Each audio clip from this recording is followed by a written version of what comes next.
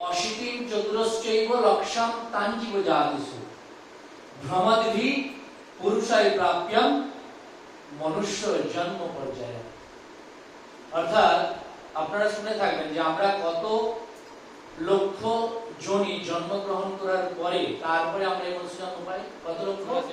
84 লক্ষ। কে কনফার্মেশন দিচ্ছে? এই পুরাণ বলছে কি অশীতিম চতুরশ্চৈব, চতুরশ্চ মানে 4, অশীতিম মানে 80, তবে চতুর আর 80 প্লাস কত হচ্ছে? 84 লক্ষ জনি ভ্রমণ করতে করতে, জনি মানে কি বিভিন্ন মাতৃগর্ভে প্রবেশ করতে করতে কতবার? 84। আপনাদের কাছ থেকে শুনে নিন কতবার? একবার নয়, দুবার নয়, তিনবার নয়, 1 লক্ষ বার নয়, কতবার? 84 লাখ জনি জন্মগ্রহণ করার পর কখনো আমরা সূর্য হয়ে জন্মগ্রহণ করি। সূর্য মানে জানেন? ইঁদুর, কখনো আরশোলা, কখনো ব্যাং, কখনো সাপ, কখনো কুত্তা, যদিও আজকাল কুত্তা নিয়ে জন্মগ্রহণ করে মানুষের থেকে ভালো সেবা পাওয়া যায়। কখনো মানে নিম্ন জনি ভ্রমণ করতে করতে ধীরে ধীরে বলছে অশীতিম চতুরশ্চৈব লক্ষ্যম তাঞ্জিব জাতিষু ভ্রমদ্ভি পুরুষায় প্রাপ্যম। এই ভ্রমণ করতে করতে বিভিন্ন জনিতে ভ্রমণ করতে করতে পুরুষায় প্রাপ্যম মনুষ্য জন্ম পর্যায়ে, তারপরে আমরা মনুষ্য জন্ম পর্যায়ে লাভ করি। নিম্ন জনি ভ্রমণ করতে করতে 84 লক্ষ জনি ভ্রমণ করার পরে আবার মনুষ্য জন্ম লাভ করি। এখন এই মনুষ্য জন্ম যে এত লক্ষবার জন্মগ্রহণ করার পরে মনুষ্য জন্ম গ্রহণ করেছি, শুধুমাত্র শাস্ত্র ব্যাখ্যা করছে আহার নিদ্রা ভয় আর মৈথুন করে নয়। আহার মানে কি? শুধু পেট ভরানোর জন্য খাবো। নিদ্রা মানে যখন ঘুম পাবে ঘুমাবো। ভয় মানে কি? আমার যখন অনেক ব্যাংক ব্যালেন্স হয়ে যাবে তখন আমার ভয়, কেউ হ্যাক করে নিয়ে নেবে কিনা, আমার ছিনতাই হয়ে যাবে কিনা, আমার প্রপার্টিকে কেউ দখল করে নেবে, ভয়। আর হচ্ছে মৈথুন মানে বংশ বৃদ্ধি করা। এটা কিন্তু একটা কুকুরের মধ্যে একটা প্রবৃত্তি আছে, আহার নিদ্রা ভয় মৈথুন, আর আমাদের মধ্যেও আছে। তাহলে what is the difference between human and dog? একটা নিম্ন জাতির একটা পশু এবং মনুষ্যের মধ্যে যদি আমরা এত উচ্চ পর্যায়ের একটা জীব, তো তার মধ্যে কি ডিফারেন্স আছে? কি ডিফারেন্স আছে কে বলতে পারবে? একজন, যে কেউ একজন, কি ডিফারেন্স আছে একটা কুকুর বা একটা নিম্ন প্রজাতির কোন জীব আর মানুষের মধ্যে কি ডিফারেন্স আছে? মানুষ ভগবানের পূজা অর্চনা করতে পারে কিন্তু তারা করতে পারে না। এক্স্যাক্টলি, মানুষের পূজা অর্চনা করার সামর্থ্য রয়েছে, ক্ষমতা রয়েছে। এই যেমন আজকে আমি কাকু এখানে যদি 50টা কুকুরকে বসিয়ে দেওয়া যেত, কুকুররা শুনতো না, তারা বুঝতেও পারতো না, কিন্তু মানুষ বুঝতে পারে। তার মানে কি? উন্নত চেতনা রয়েছে, যেটা অন্য নিম্ন প্রজাতির জীবদের মধ্যে নেই। আর কি আছে? বুদ্ধি আছে। মানুষের কি? উন্নত বুদ্ধি। সেই জন্য কি বলা হয়? সবার উপরে মানুষ শ্রেষ্ঠ, তাহার উপরে কে বলেছে? তাহার উপরে নেই, মানুষের উপরে কেউ নেই। তাহলে পরের লাইনটা কি আমরা বললাম? কিন্তু সবার উপরে মানুষ শ্রেষ্ঠ। কোন জাতির মধ্যে? এই 84 লক্ষ জনি যে বললাম তার মধ্যে হচ্ছে মনুষ্য জীবন শ্রেষ্ঠ। কিন্তু তাহার উপরে নেই নয়, তার উপরে আছে। কি আছে? কেন ভগবান? তাহার উপরে কি আছে? মানুষের উপরে কি আছে? দেবতা আছে। দেবতাদের উপরে কত লক্ষ দেবতা আছে? কত কোটি? 33 কোটি দেবতা আছে। তাদের উপরে কে আছে? গন্ধর্ব, কিন্নর, আরো উন্নত। আমরা জানি না। আমরা কোথায় বাস করি? মর্তে। আমরা মর্তধামে বাস করি। দুর্গা দেবী এসছে না মর্তধামে? আসছেন কিসে করে? আসছে হাতিতে করে, গজতে আসছেন। তাহলে দুর্গা দেবী আসছেন।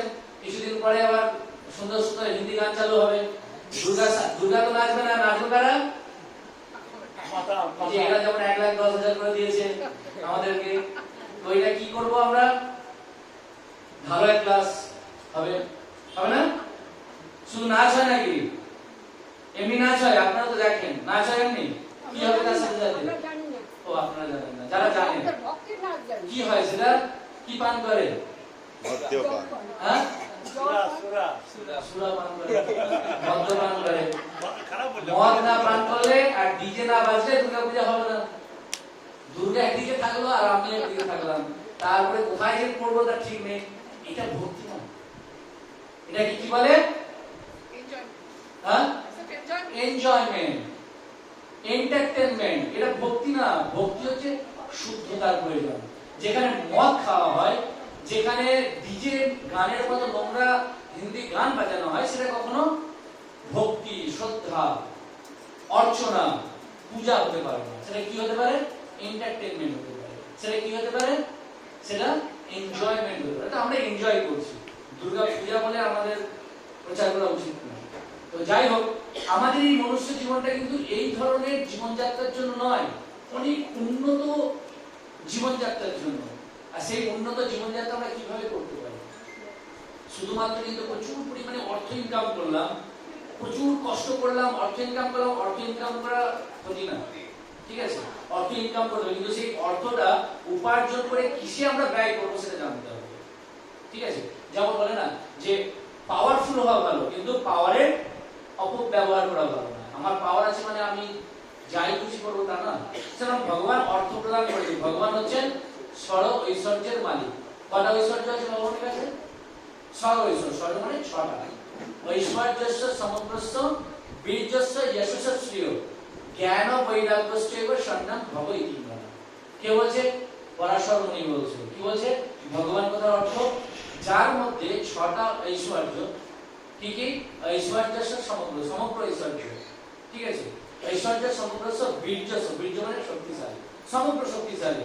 ভগবান যদি সমগ্র শক্তিশালী না হতো, তাহলে 7 বছর বয়সে মোড়ে আঙুলে গিরিরাজ গোবর্ধনকে 7 দিন 7 রাত তিনি ধারণ করতে পারতেন না। তার শক্তির পরিচয় দিয়েছে। এইরকম 7 প্রকার ঐশ্বর্য যার মধ্যে পূর্ণভাবে অবস্থান করে তিনি হচ্ছেন ভগবান।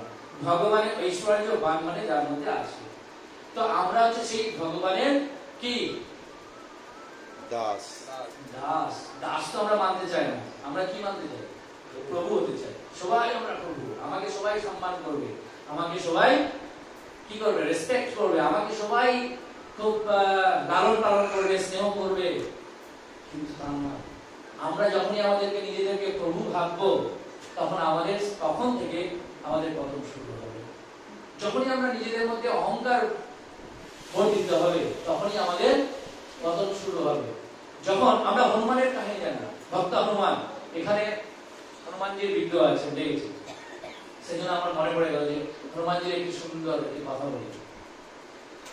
ভগবান হনুমানজি যখন ভগবান রামচন্দ্রকে শ্রীলঙ্কাতে পাঠিয়েছিলেন, কাকে নিয়ে আসার জন্য? সীতামাকে খুঁজে আনার জন্য। যখন সীতামার কাছে গিয়েছে, তখন সীতামা জিজ্ঞাসা করছে যে তোমার পরিচয় কি? কবি, তোমার পরিচয় কি? তখন বলছে রাম দূত मैं मात जानकी सत्य शपथ করুণা নিধান কি।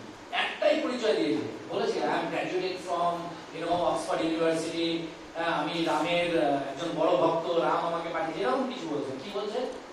রাম দূত मैं मात जानकी, হে মাতা জানকী, আমি হচ্ছে রামের দূত। রাম দূত मैं मात जानकी সত্য শপথ করুণা নিধান কি। আমি সত্য শপথ করে বলছি। কার শপথ করে বলছি? করুণা নিধান শ্রী রামচন্দ্রের শপথ করে বলছি, আমি একমাত্র শ্রী রামচন্দ্রের দাস, আমি তার দূত। কিন্তু যদি আমাদেরকে কেউ জিজ্ঞেস করে তোমার নাম, তুমি কে? আমি না এই ওয়ার্ডের কাউন্সিলর মেম্বার, আমি চিফ মিনিস্টার, আমি ডক্টর, আমি কে? আমি ইঞ্জিনিয়ার। আমরা প্রথমেই কি বলি? কিন্তু আমরা কি বলি? এখন এখানে বসে আছেন সব সামনে, সেই জন্য মনে হলো শান্তদান গুরু বা সামনে বসে আছে তো দাস বলতে হবে। আমরা কেউ বাইরে জিজ্ঞাসা করি, আপনি আমাকে জিজ্ঞাসা করতে, আমি সার্ভেন্ট অফ গড, আমি কৃষ্ণের দাস বলি আমরা। আমি বিশ্বরূপ চক্রবর্তী বলি কিনা? তার পেছনে আমরা বিশেষণ লাগাই, আমি এমবিএ করেছি এই ইউনিভার্সিটি থেকে, আমি এই করেছি, আমরা সাধারণত এটা করি। কিন্তু তা নয়। হনুমানজি তার কতগুলো কোয়ালিটি ছিল জানেন? তারপরেও তিনি বলছেন আমি কেবলমাত্র রামচন্দ্রের দাস। কি ছিল? মনোযোগম। গোস্বামী বলছেন মনোযোগম মারুততুল্য বেগম। মনোযোগম মানে তিনি মনের গতিতে ছুটতে পারতেন, দূর যেতে পারতেন। মনোযোগম মারুততুল্য বেগম। মারুত মানে কি? পবনদেব, বায়ু। তিনি বায়ুর বেগের আগে তিনি যেতে পারতেন, এত তার ক্ষমতা ছিল। মনোযোগম মারুততুল্য বেগম। জিতেন্দ্রিয়ম, তিনি সমস্ত ইন্দ্রিয়গুলোকে জয় করেছিলেন। সমস্ত ইন্দ্রিয়। আমাদের একটা ইন্দ্রিয়, আমরা এখানে বসে আছি, আমাদের চিন্তা হচ্ছে 26-এ ভোট আছে, কি করবো? আমাকে ওখানে পাঠিয়ে দিতে হবে, কালকে দুর্গা পূজা আছে, সব ব্যবস্থা করতে হবে। মন কিন্তু চঞ্চল, কিন্তু হনুমানজি তার প্রত্যেকটা মন, প্রত্যেকটা ইন্দ্রিয় তিনি কি করেছিলেন? বশীভূত করেছিলেন, জয় করেছিলেন। জিতেন্দ্রিয়ম বুদ্ধিমতা পরিশ্রম, সমস্ত বুদ্ধিমত্তাদের মধ্যে তিনি শ্রেষ্ঠ ছিলেন। বুদ্ধিমতাম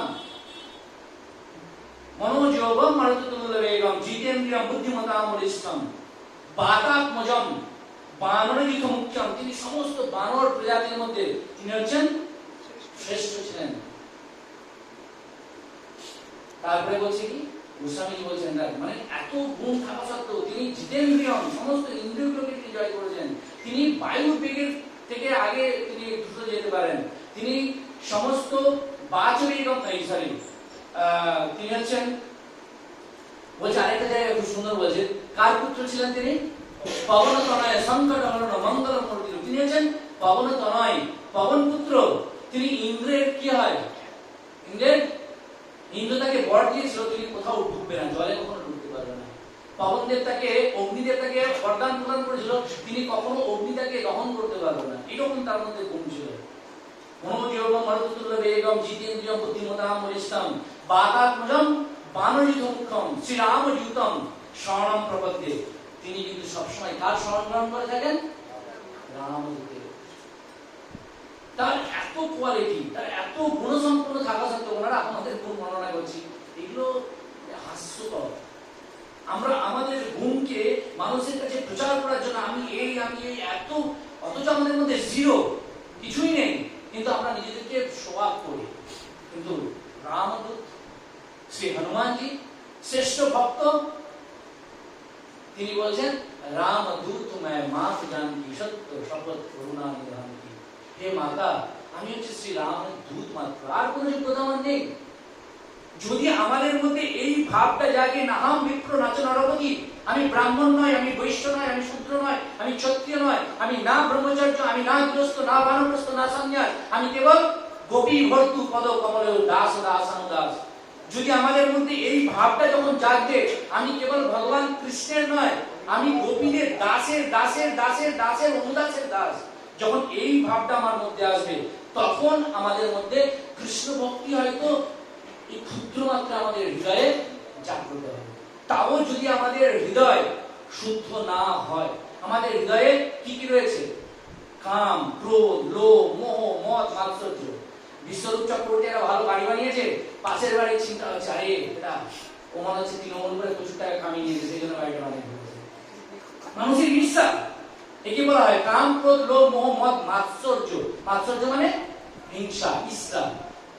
পাশের বাড়ি যদি একটা ডাবল ডোর ফ্রিজ আনে, আমার হৃদয়টা চলতে থাকে। জলে কিনা?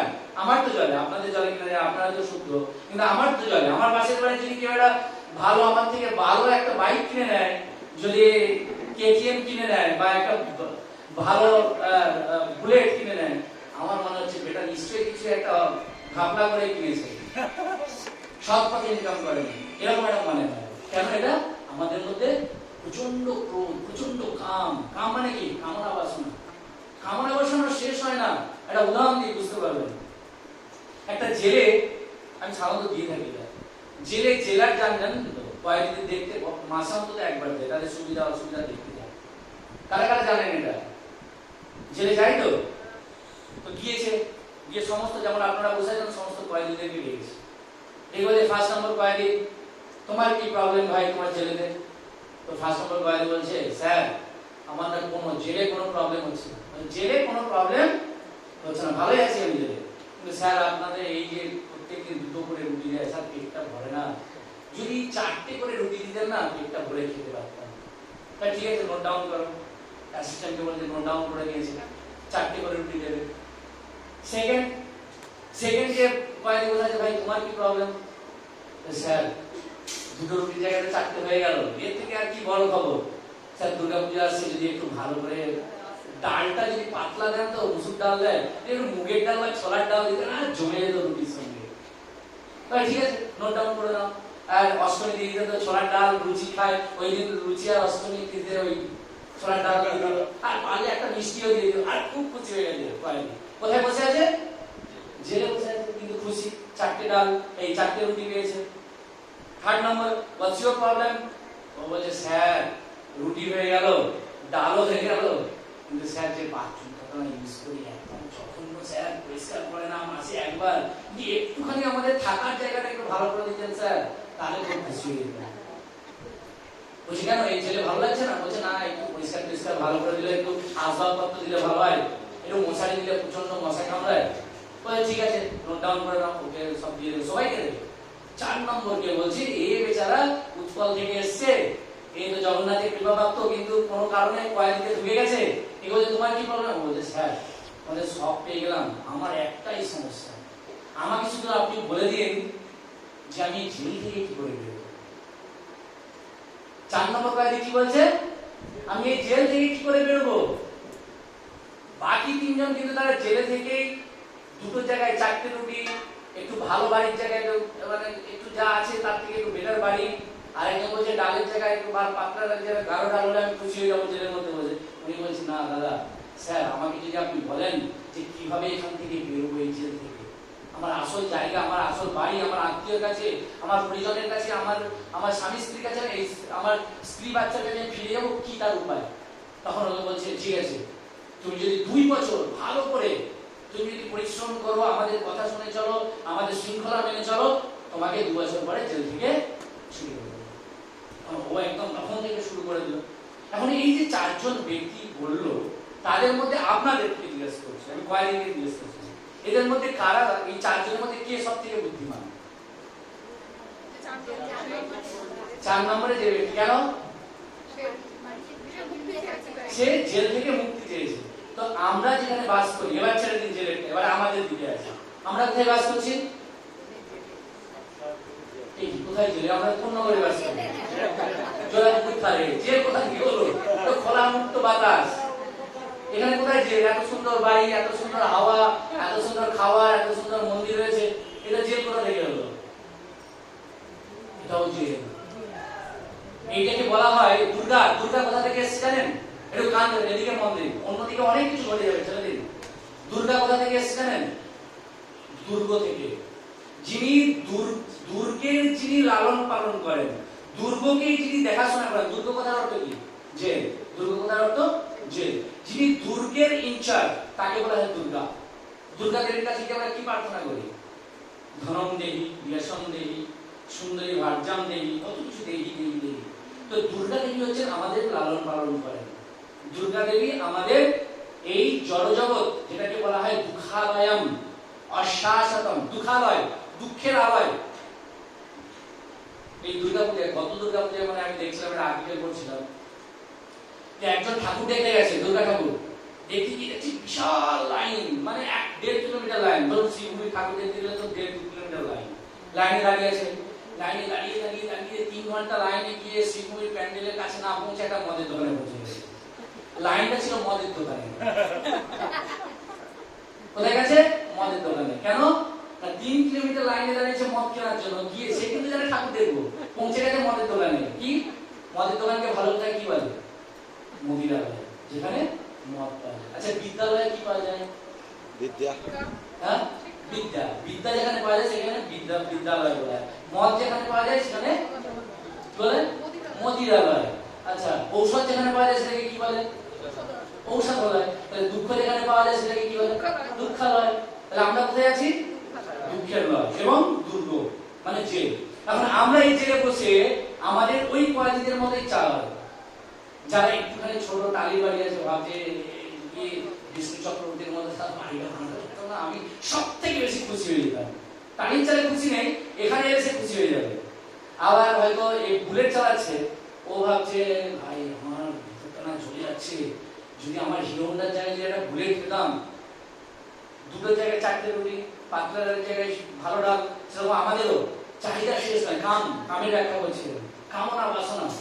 আমার ভাবছি যে আবার বুলেট চালাচ্ছে, ও ভাবছে আরে এত বড় বড় সভাতে যায়, মুখ্যমন্ত্রী আসে, অভিষেক ব্যানার্জি আসে, ওখানে ঠিক বাইকে করে মানায় না, কি লাগবে? 4 হুইলার লাগবে। আবার যখন একটা 4 হুইলার এলো, তখন দেখছি অভিষেক ব্যানার্জি আসছে BMW তে। ভাই এরকম যদি করতো না আমার জীবনটা এখন সার্থক হয়ে যেত। আবার যে BMW চাচ্ছে, আরে এখান থেকে মায়াপুর যেতে 5 ঘন্টা সময় লেগে যাচ্ছে, ভাই যদি একটা হেলিকপ্টার হতো ডাইরেক্ট এখান থেকে উঠতাম গিয়ে ল্যান্ড করতাম। আবার যার হেলিকপ্টার আছে সে ভাবছে কি আমার একটা যদি জেট প্লেন হতো। কামনার শেষ নেই। এই জগতে জড় জগতের মানুষের এই দুর্গতে বাস করে এই জেলে মানুষের কামনা বাসনার শেষ নেই। সবাই ভাবছি এইটা পেলে খুশি হতাম, এইটা পেলে খুশি হতাম, কিন্তু এইটা কখনো ভাবছি না যে ভগবান আমাকে যেটা দিয়েছে সেটা আমার ভালোর জন্যই দিয়েছে এবং আমার যতটা প্রাপ্য ভগবান ততটাই আমাকে দিয়েছে, তার বেশি দিলে আমি হাবুডুবু খেয়ে মরে যাবো। সেই জন্য আমাদের কখনো বেশি চাইতে নেই। আর যদি চাইতে হয় কার কাছে চাইবো? ভগবানের কাছে দিয়ে চাইবো। সেই জন্য যদি আমাদের ভগবান কোনো কারণে অনেক বুদ্ধি, অনেক ইন্টেলিজেন্ট, আমাদের যদি অনেক প্রভাব প্রতিপত্তি, যদি পাওয়ার, যদি সমাজে প্রতিষ্ঠিত, যে যদি আমাদের সেরকম দেয়, তাহলে আমাদের সেখানে কি করা উচিত? শাস্ত্র বলছে, গীতাতে বলছে, ভগবান কৃষ্ণ গীতাতে বলছে, কি বলছে? খুব সুন্দর একটা শ্লোক আছে, আমি আপনাদেরকে বলি, আমি পড়ে বলি, আমি দেখে বল না দেখে বললে বুঝতে পারবেন না।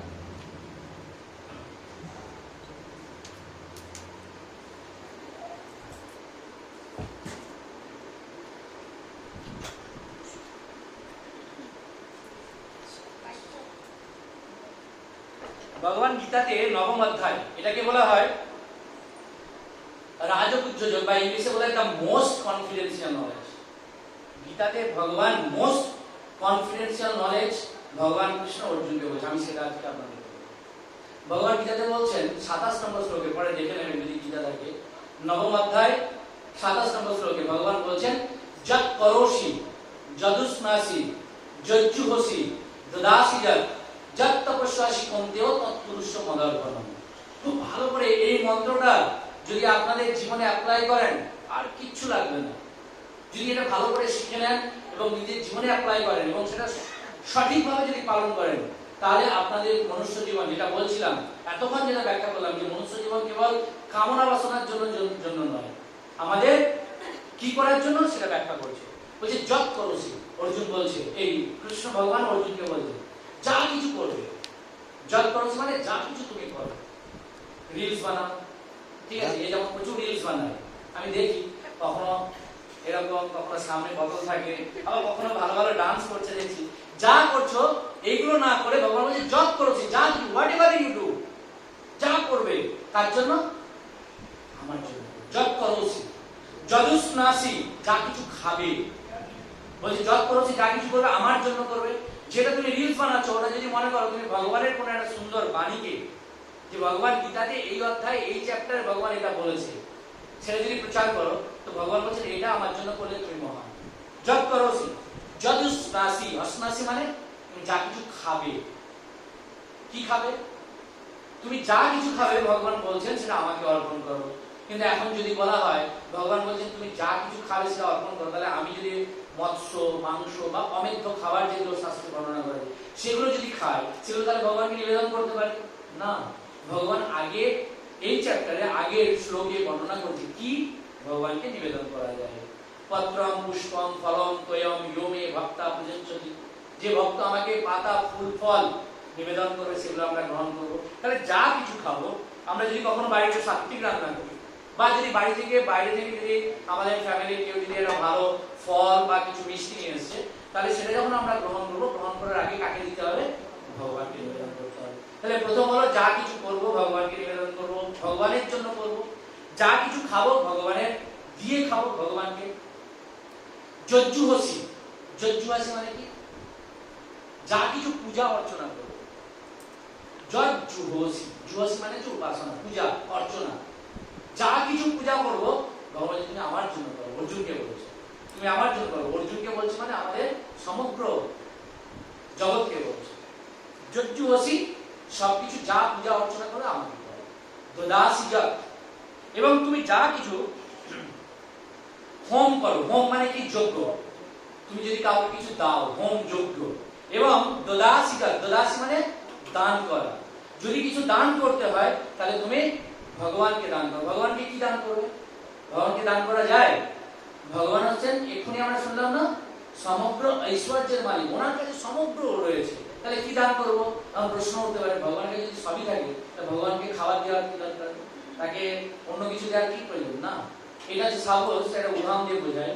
আপনার বাড়িতে সাপোজ ওনার বাবা মা আছে, সোনার বাবা মা আছে, এবং সোনার বাইরে থেকে বাড়ি থেকে খুব সুন্দর একটা সুইট কিনে নিয়ে আসে, ঠিক আছে? তো সুইটটা নিয়ে এসে ঘরের ভেতরে ঢুকে যদি ও নিজে খেয়ে দেয়, বাবা মাকে না দেয়, তাহলে সেটা কি হবে? স্বার্থপরের মতো কাজ হবে না? প্রথম হচ্ছে পিতামাতাকে সম্মান করতে শিখতে হবে। সে যদি পিতামাতাকে সেটা না দিয়ে নিজে গ্রহণ করে তাহলে সেটা স্বার্থপর। সেরকম ভগবান বলছেন যে আমি হচ্ছি জগৎ, মানে সমস্ত জগৎবাসীকে অর্জুনের মাধ্যম দিয়ে বলছে পিতা অহমস্য জগৎ মাতা ধাতা পিতামহ, আমি হচ্ছি এই জগতের পিতা, পিতামহ, ধাতা এবং পিতামহ, এবং শুধু তাই না আমি হচ্ছি বিধাতা। তাহলে আমি যদি এই জগতের ধাতা হই, আমি যদি বিধাতা হই, আমি যদি পিতা হই, আমি যদি পিতামহ হই, আমি যদি মাতা হই, তাহলে তিনি যে পিতা এবং মাতা তাকে নিবেদন করা কর্তব্য না কর্তব্য নয়? যদি তাকে না দিয়ে খায় তাহলে সেটা স্বার্থপর হবে। ওনার তো সমস্ত কিছু আছে, এখানে যেমন লক্ষ্মী দেবী আমাদের সিংহাসনে বসে আছেন, লক্ষ্মী এবং গণেশজি। এখন ব্রহ্মসংহিতাতে ব্রহ্মা, যিনি ক্রিয়েটর অফ দিস ইউনিভার্স, এই জগৎকে যিনি সৃষ্টি করেছেন, তিনি বলছেন ব্রহ্মসংহিতাতে যে লক্ষ্মী সহস্র শত সম্ভ্রম সেব্যমান গোবিন্দম আদি পুরুষম তমহং ভজামি। কে বলছেন? স্বয়ং ব্রহ্মা। তিনি বলছেন লক্ষ্মী সহস্র শত, এক সহস্র মানে কি? হাজার, শত সহস্র মানে হাজার হাজার, হাজার হাজার কারা? লক্ষ্মী, মানে লক্ষ্মী দেবী, হাজার হাজার লক্ষ্মী দেবী কি করছে? শত সহস্র লক্ষ্মী, লক্ষ্মী শত সহস্র সেব্যমান, তোমার সেবা করার জন্য, ভগবান কৃষ্ণের বিষ্ণুর সেবা করার জন্য শত সহস্র লক্ষ্মী দেবী লাইন দিয়ে দাঁড়িয়ে আছে, কখন আমার চান্স আসবে আমি ভগবান কৃষ্ণের সেবা করব। আর আমরা কি ভাই যে আমাদের সেবা গ্রহণ করার জন্য ভগবান বসে আছে? ভগবান আমাদের সেবা গ্রহণ করার জন্য বসে নেই। অনেকে বলে তো ভগবান কি গেলে তবে ভগবান খেতে পাবে না। আমাদের যে অর্থ, আমাদের যে হৃদয়, আমাদের যে কামনা, আমাদের যে এই অপবিত্র হৃদয়কে শুদ্ধ করার জন্য, আমাদের মনকে শুদ্ধ করার জন্য ভগবানকে নিবেদন করতে হবে। আমাদের সেবা, আমাদের হাতে সেবা ভগবান গ্রহণ করেন না। ভক্তি সিদ্ধান্ত সরস্বতী ঠাকুর ছিল প্রভুপাদ, উনি বর্ণনা করছেন যে কেউ যদি 64 মালা প্রতিদিন হরিনাম জপ না করে, ভগবান তার হাতে সেবা গ্রহণ করেন না। আমরা কজন করি? তাহলে ভগবান আমাদের সেবা গ্রহণ করেন না। শত সহস্র লক্ষ্মী দেবী যেখানে লাইন দিয়ে দাঁড়িয়ে আছে তার সেবা সুযোগ নেওয়ার জন্য, আমাদের হাতে সেবা করার জন্য তিনি বসে নেই, না আমাদেরকে পবিত্র করার জন্য, আমাদের অর্থকে পবিত্র করার জন্য। আমাদের কিছু অর্থ যদি ভগবানের সেবায়, ভগবানের ভক্তদের সেবায় যদি নিবেদন করতে পারি, তাদেরকে যদি দান করতে পারি, তাহলে আমার শুদ্ধতা হবে, আমার পবিত্রতা আসবে, আমার হৃদয় শুদ্ধি হবে, আমার কামনা বাসনা শুদ্ধ হবে। এটাই হচ্ছে শাস্ত্রের ব্যাখ্যা। তারপরে কি বলছেন? যত তপস্যা আসি, যা কিছু তপস্যা করি, যেমন একাদশী ব্রত করি, বা যেমন এখান থেকে আপনাদের নৈহাটি থেকে জল তুলে বাঁকে করে মহাদেবের মাথায় তারকেশ্বরে জল ঢালতে, এটা একটা ওয়ান কাইন্ড অফ তপস্যা, মানে অস্ট্রিটি তপস্যা। একাদশীতে অন্ন গ্রহণ না করে, এটা একটা তপস্যা। তারপরে বৃহস্পতিবার আপনারা অনেক কিছু বার করেন, সেই বারেতে আপনারা উপবাস করেন, এটা একটা তপস্যা। সেরকম যত তপস্যা আছে, যা কিছু তুমি তপস্যা করো। আর এই কলিযুগের সব থেকে বড় তপস্যা হচ্ছে কৃষ্ণ কথা শ্রবণ করা, কৃষ্ণ নাম করা, এটা হচ্ছে সব থেকে বড় তপস্যা। আমাদের হৃদয় চঞ্চল, আমাদের অস্থির মন, ভগবান কৃষ্ণ অর্জুনকে বলছে চঞ্চল হি মানব কৃষ্ণ। হে অর্জুন, এই অর্জুন বলছে ভগবান কৃষ্ণ যে আমার চঞ্চল, অত্যন্ত মন চঞ্চল, বায়ুর গতিবেগের থেকে আমার মন চঞ্চল, আমি কি করে আমার মনকে তোমার চরণে আমি আত্মসমর্পণ করতেছি। ভগবান সেই জন্য এই গীতার জ্ঞান প্রদান করেছে। গীতা হচ্ছে এমন একটি জিনিস যেটা হচ্ছে আমাদের মনুষ্য জীবনের একটা ম্যানুয়াল। আমরা কিভাবে আমাদের মনুষ্য জীবনটাকে কিভাবে পরিচালনা করব, এটা হচ্ছে তার একটা গাইডলাইন দিচ্ছে গীতা। কিভাবে খাবো, কিভাবে ঘুমাবো, কিভাবে নিজেদের হৃদয়কে পবিত্র করব, কোথায় দান করা উচিত, কোথায় দান করা উচিত না, প্রত্যেকটা জিনিসের গাইডলাইন দিচ্ছে গীতা।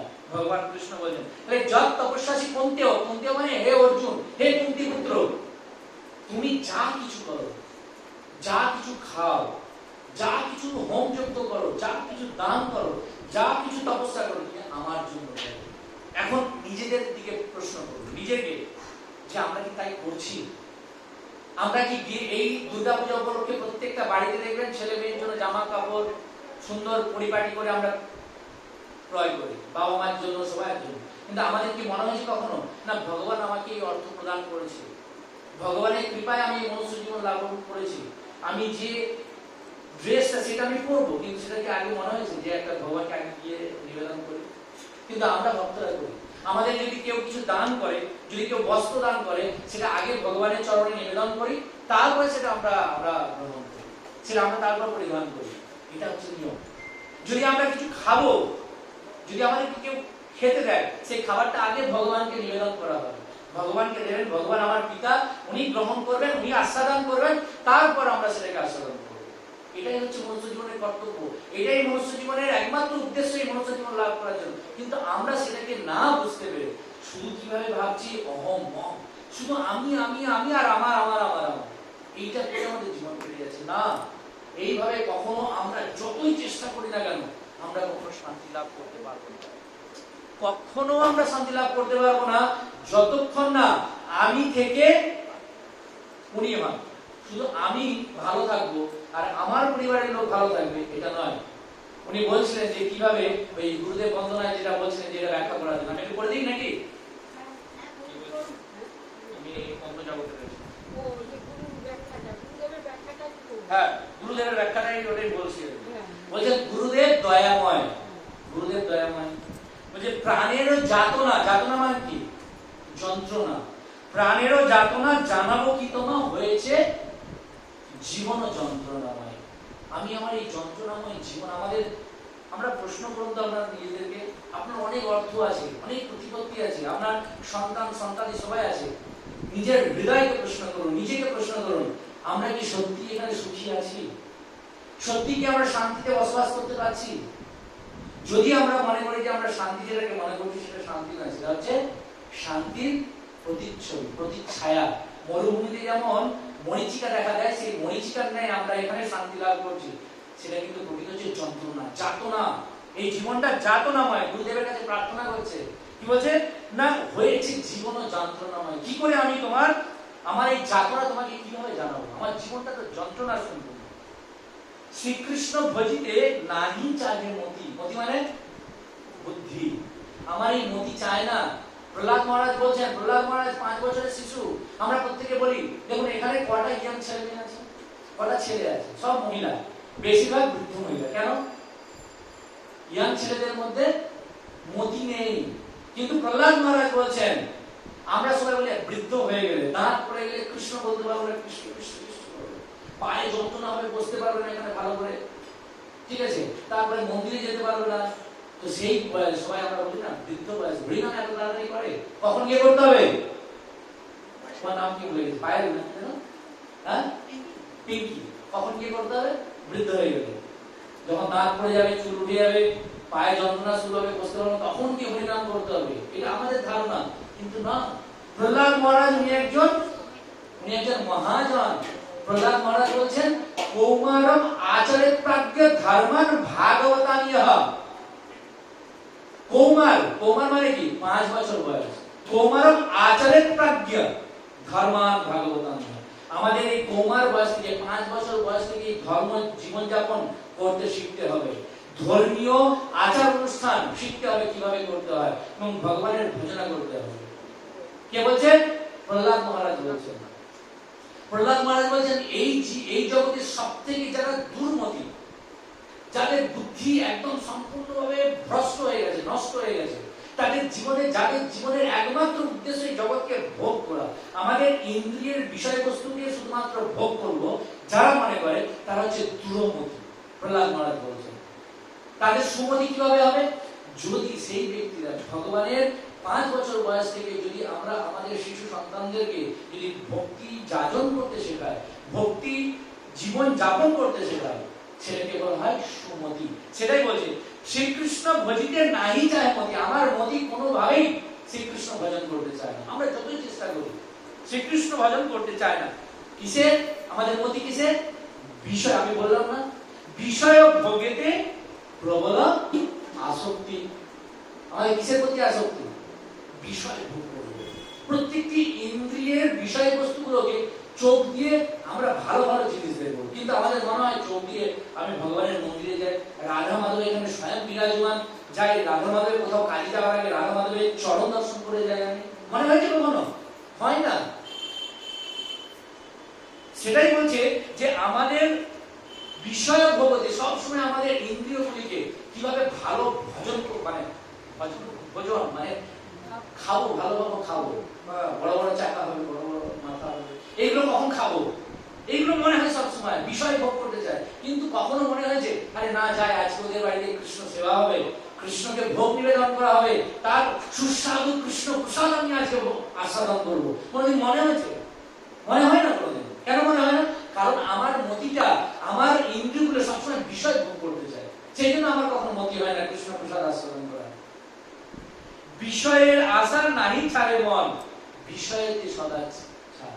এই এতক্ষণ কৃষ্ণ মা এই মায়াপুর থেকে কয়েকজন মস্তক মুন্ডনধারী সব টিকিধারী লোকজন এসে একটু কৃষ্ণ কথা বললো, একটু বিষয়ের প্রতি। আরে না, শ্মশান বইয়াকে যেমন হয় না, শ্মশানে গেলে কেউ মারা গেলে শ্মশানে গেলে ভাই এই এত সম্পত্তির মালিক চলে গেল, এক নিমিষে হার্ট অ্যাটাক হয়ে মারা গেল, কাল থেকে ভাই আমি এসব করবো না, আমি একটু ভালো করে সাধন ভজন করবো, একটু শ্মশান বইয়াকে বলা হয়।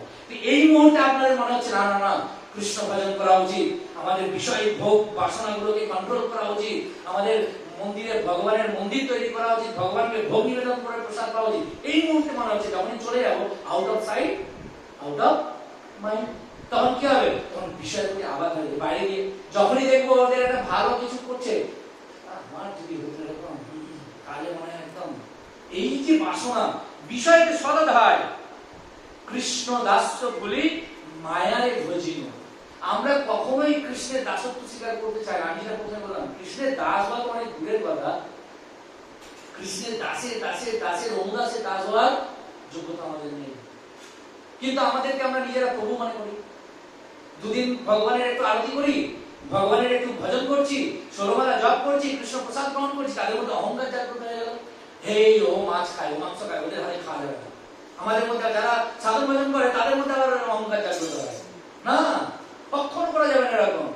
মানুষ মনুষ্য জন্ম লাভ করেছে, চৈতন্য মহাপ্রভু নিত্যানন্দ প্রভুকে, হরিদাস ঠাকুরকে আদেশ দিচ্ছেন, যাও প্রতি ঘরে ঘরে গিয়া করো এই ভিক্ষা, বড় কৃষ্ণ ভজ কৃষ্ণ করো কৃষ্ণ শিক্ষা। চৈতন্য মহাপ্রভু বলেছেন যারা টিকিধারী, যারা নিরামিষ খায় তাদের বাড়িতে যাও, গিয়ে হরিনাম ভিক্ষা করো না, প্রতি ঘরে ঘরে গিয়া বড় কৃষ্ণ ভজ কৃষ্ণ করো কৃষ্ণ শিক্ষা। প্রত্যেককে বলতে হবে, প্রত্যেকে দাঁড়ে দাঁড়িয়ে গিয়ে ভিক্ষা করতে হবে, বড় কৃষ্ণ ভজ কৃষ্ণ। এটা চৈতন্য মহাপ্রভু শিক্ষা। যারা মাছ মাংস, যারা এই সমস্ত ভক্ষণ করে তাদেরকে ছোট বলে, তাদেরকে কি বলে, তারা প্রসাদ ভোজী নয় বলে, তারা ভগবানের ভক্ত নয় বলে যে দূরে ফেলে দিলে হবে না। জগাই মালাই থেকে শিখতে হবে। জগাই মালাই তারা সমস্ত এই ত্রিভুবনের মধ্যে সমস্ত বড় পাপী ছিল, যদিও তারা ব্রাহ্মণ কুলে জন্মগ্রহণ করেছিলেন। তারা এমন কোন পাপ কার্য ছিল না যারা করতেন না। প্রত্যেক দিন সকাল থেকে রাত পর্যন্ত তারা পাপ কার্য করতো, সবসময় মদ্য পান করতো। যখন নিত্যানন্দ প্রভুকে আঘাত করেছে, নিত্যানন্দ প্রভু বলছে তোমরা আমাকে আঘাত করেছো ঠিক আছে, কিন্তু একবার কৃষ্ণ নাম বলো। এটা হচ্ছে মহাপ্রভু নিত্যানন্দ প্রভুর ভাব। নিত্যানন্দ প্রভু, চৈতন্য মহাপ্রভু এসেছেন সুদর্শন চক্র দিয়ে তাদেরকে বধ করার জন্য। চৈতন্য মহাপ্রভু ভুলে গেছেন যে এই চৈতন্যধারী আমি যে জন্মগ্রহণ করেছি, আমি যে আবির্ভূত হয়েছি, আমি কাউকে বধ করার জন্য নয়, আমি কৃষ্ণ প্রেম দান করার জন্য এসেছি। তিনি ভুলে গেছেন। কেন ভুলে গেছেন? তার ভক্তকে আঘাত করেছে বলে, জগাই মাথায়ের মতো পাপী ব্যক্তি। কিন্তু নিত্যানন্দ প্রভু বলছে, নিত্যানন্দ ভগবানের ভক্ত কত দয়ালু, বলছে যে না, তুমি তো এই জগতে এসেছো তুমি উদ্ধার করার জন্য, কৃষ্ণ প্রেম প্রচার করার জন্য, তুমি কি করে এদেরকে বধ করতে চলেছো?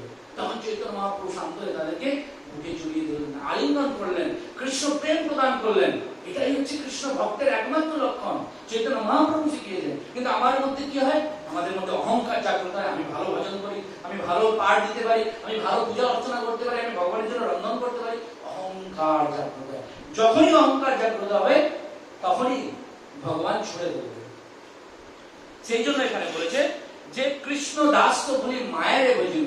আমরা কৃষ্ণ দাস হওয়ার চেষ্টা করছি, কিন্তু ভুলে গিয়ে আমরা কি করছি? মায়ার ভজন করছি। মায়া মানে কি?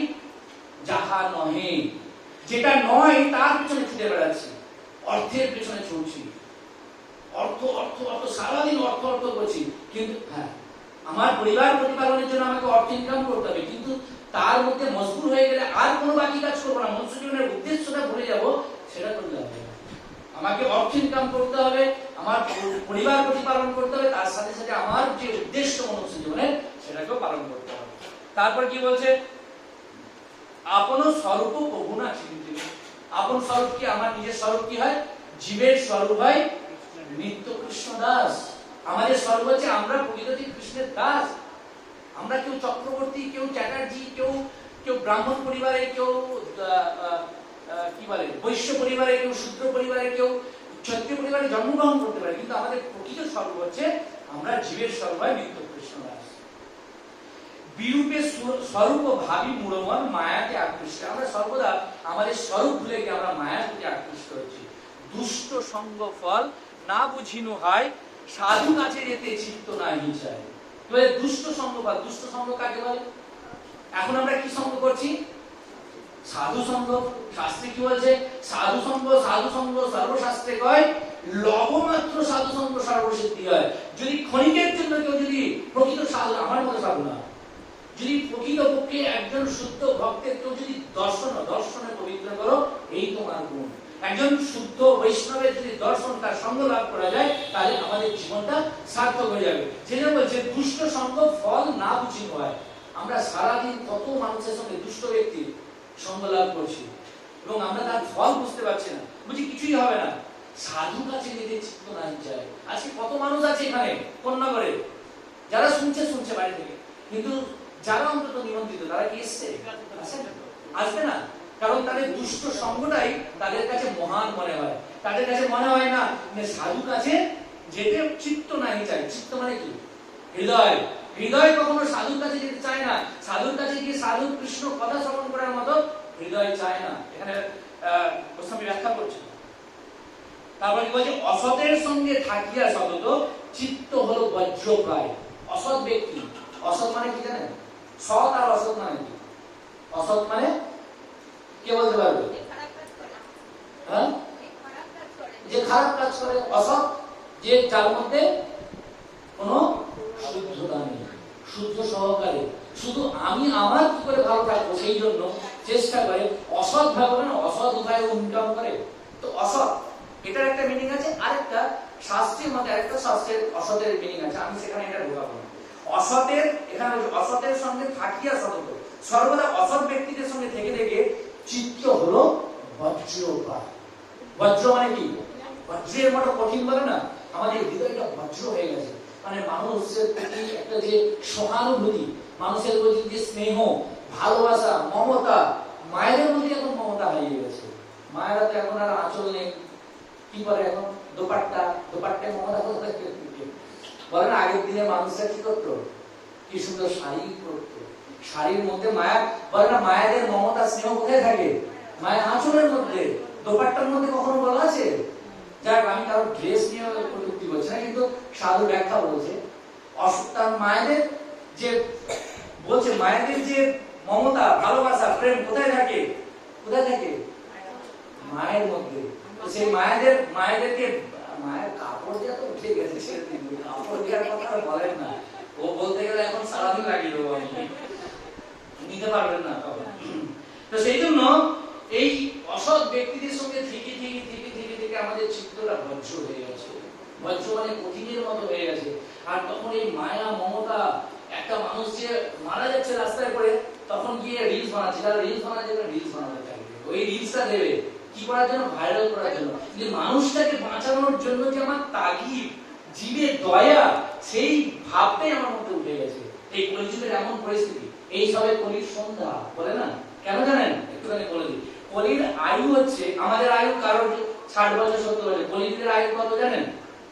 কত? কে জানেন? হ্যাঁ, 100 বছর। কলিযুগের আয়ু, আমাদের আয়ু বলছি, আমাদের মিনিমাম আমরা বাঁচবো 100 বছর, কলিযুগের মানুষের আয়ু।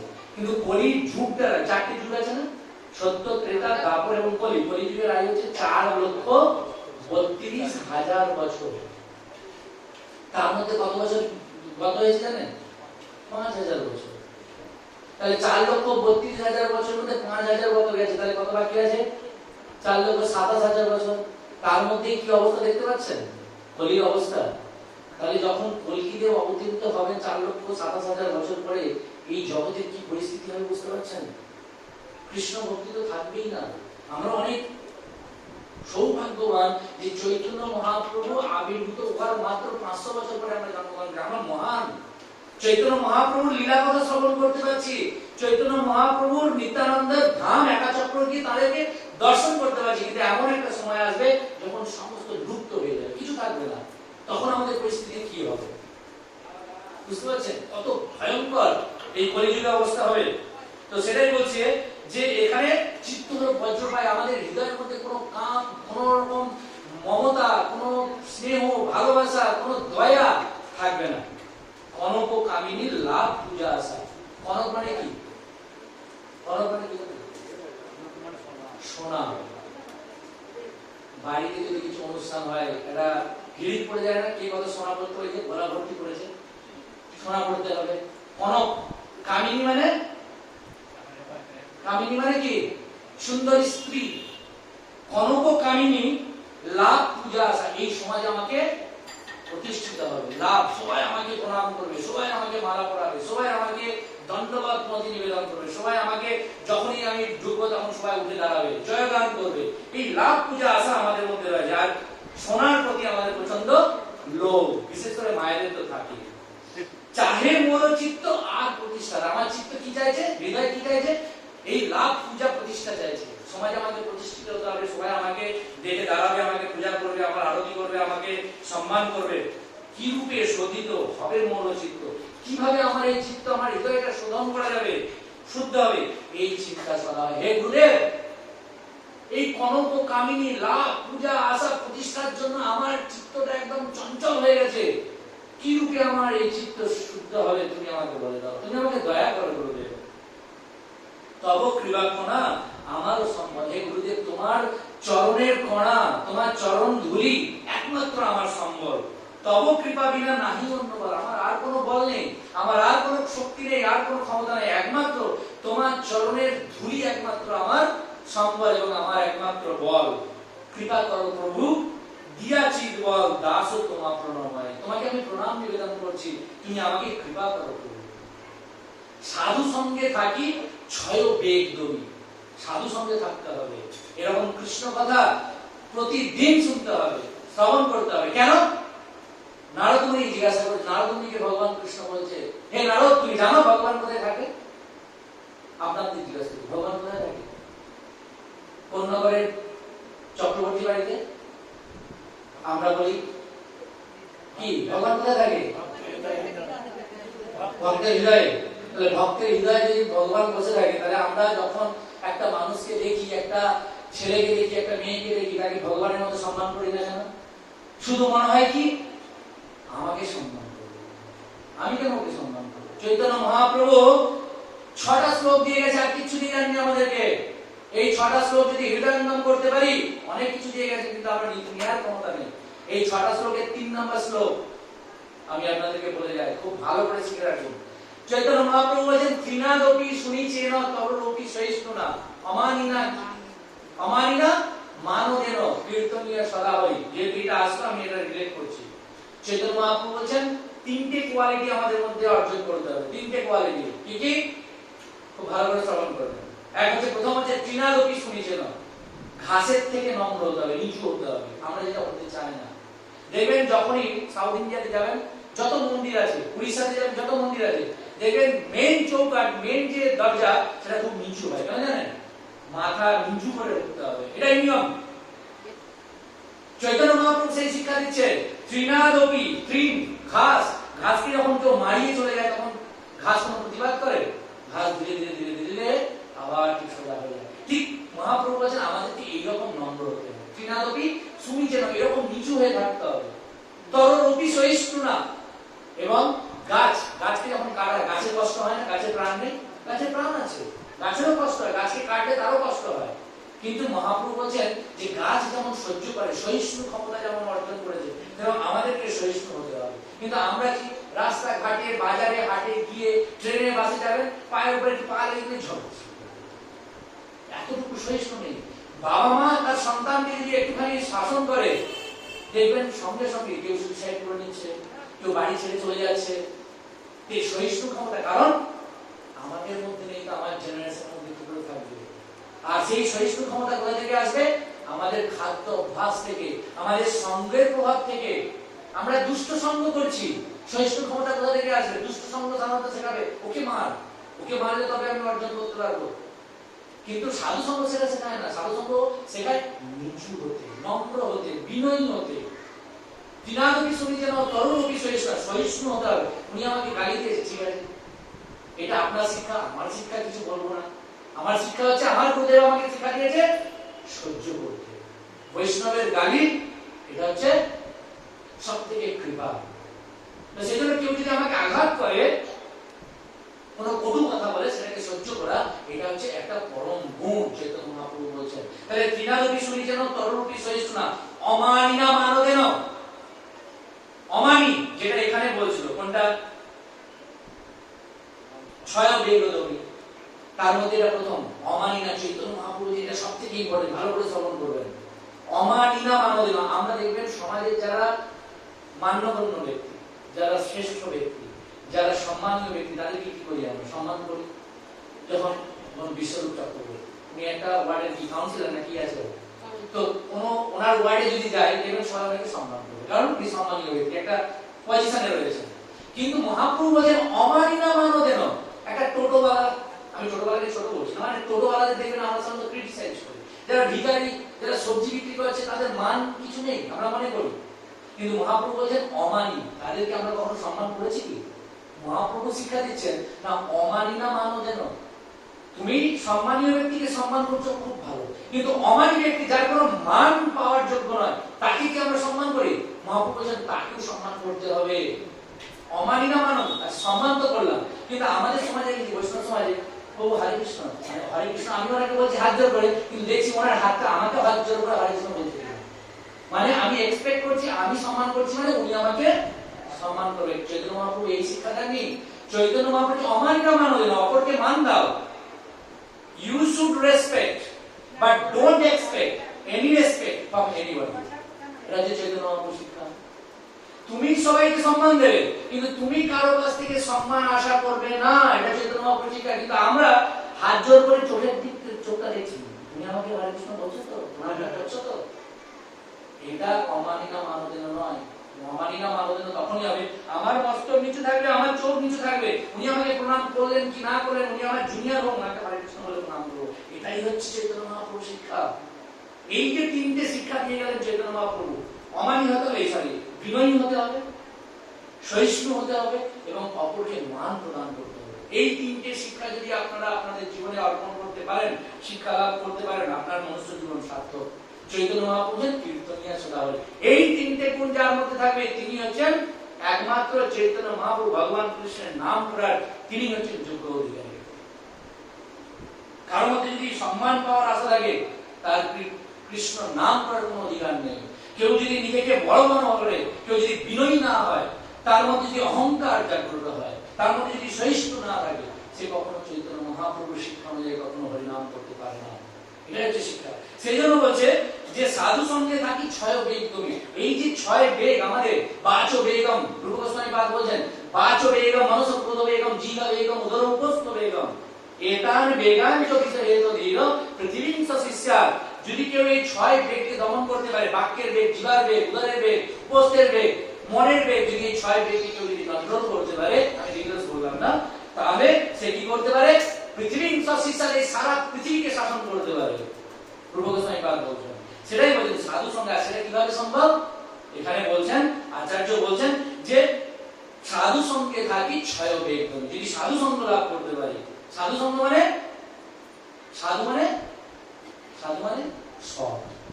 সাধু মানে কোনো ভুইপর কিছু নয়, সাধু মানে বড় জটা থাকবে এরকম কিছু নয়, লাল কাপড় থাকবে এরকম কিছু নয়। সাধু মানে সৎ হবে, সহিষ্ণু হবে, তার মধ্যে দয়া থাকবে, জীবের প্রতি দয়ার মনোভাব থাকবে, তিনি হচ্ছেন সাধু। শ্রীকৃষ্ণ চরণে সেবি যেন আমি, হে গুরুদেব তুমি আমাকে কৃপা করো, আমি যেন এই সাধু সঙ্গ থেকে আমি যেন আমার ছয় বেগটাকে দমন করতে পারি, এবং শ্রীকৃষ্ণের চরণে চরণ যেন আমি সেবা করতে পারি।